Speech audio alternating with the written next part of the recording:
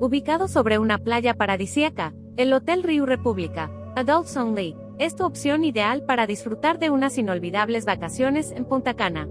Este hotel en Playa de Arena Gorda solo adultos cuenta con conexión Wi-Fi gratuita, con una amplia oferta gastronómica y con el mejor servicio todo incluido 24 horas. Las más de 1.300 habitaciones del Hotel Riu República están distribuidas en 3 edificios. En todas ellas puedes disfrutar de las mejores comodidades, como televisión satélite, aire acondicionado, caja fuerte, minibar y dispensadores de bebidas, entre muchas otras. Además, en las instalaciones de este hotel en Playa de Arena Gorda solo adultos te esperan 8 piscinas, algunas de ellas con swim-up bar o con zona de toboganes para que vivas una estancia refrescante y divertida. El Hotel Riu República cuenta con una rica y variada oferta gastronómica.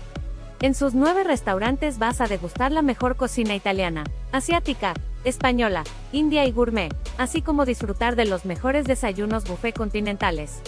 En este hotel en Punta Cana también te ofrecen la oportunidad de saborear una auténtica barbacoa en el bar de la playa, o bien contratar una cena romántica para vivir un momento especial con tu pareja.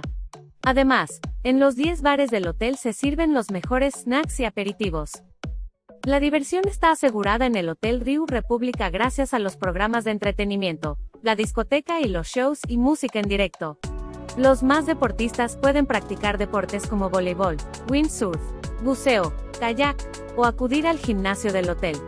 Si deseas relajarte, te recomendamos visitar el Renova Spa y relajarte en la sauna y bañera de hidromasaje, o contratar varios tratamientos corporales y de belleza para regresar de tus vacaciones totalmente renovado. Punta Cana es uno de los destinos vacacionales del Caribe más solicitados por su naturaleza y playas paradisíacas. Si te apetece visitar los lugares más importantes de la zona, no te puedes perder Isla Saona, Altos de Chabón y Santo Domingo.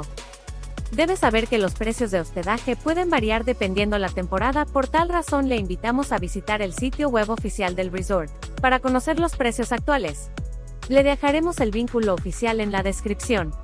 Y por favor, si te gusta este contenido, te invito a que te suscribas al canal, ya que estaremos publicando videos como este, cada semana.